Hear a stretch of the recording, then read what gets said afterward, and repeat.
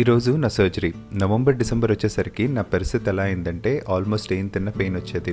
After long and fourth నా పెయిన్ని already 1 year back find చేసిన ఒక స్ట్రక్చరల్ ఫైండింగ్తో అట్రిబ్యూట్ చేశారు. ఒక సర్జరీ ఆప్షన్ ప్రొవైడ్ చేశారు. దానికి ఒక 6 months నుంచి 9 months వరకు వెయిట్ చేయాలి. ఎనీవేస్ వీళ్ళు ప్రొవైడ్ చేసిన సర్జరీ ఆప్షన్ నాకు నచ్చలేదు. ఇండియాలో కనుక్కున్న అదే సర్జరీ ఆప్షన్ చెప్పారు. ప్రపంచంలో ఎక్కడైనా అదే సర్జరీ ఆప్షన్, ఒక్క చైనాలో తప్ప.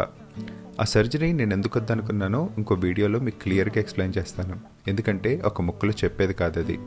ఒక్కసారి చైనాలో సర్జరీ చేయించుకుందామని డిసైడ్ అయిన తర్వాత సంధిని ఒప్పించడానికి కొంచెం టైం పట్టింది. ఫైనల్గా చైనా సర్జరీ వల్ల ఎక్కువ బెనిఫిట్స్ ఉన్నాయని తను నమ్మి తన భుజాల మీద ఈ బాధ్యత వేసుకుంది. ఆల్రెడీ 2.5 సంవత్సరాల నుంచి నేను పడుతున్న బాధని దగ్గరుండి చూసింది కాబట్టి ఇంకా నా బాధ చూడలేక తను చాలా ధైర్యంగా ఎక్కడ డౌన్ అవ్వకుండా ఒక చిన్న పిల్లోడిని వేసుకుని నాతో పాటు చైనా బయలుదేరింది. ఇలాంటి స్ట్రాంగ్ ఫ్యామిలీ సపోర్ట్ ఉంటే మనం ప్రపంచంలో ఏదైనా సాధించవచ్చు.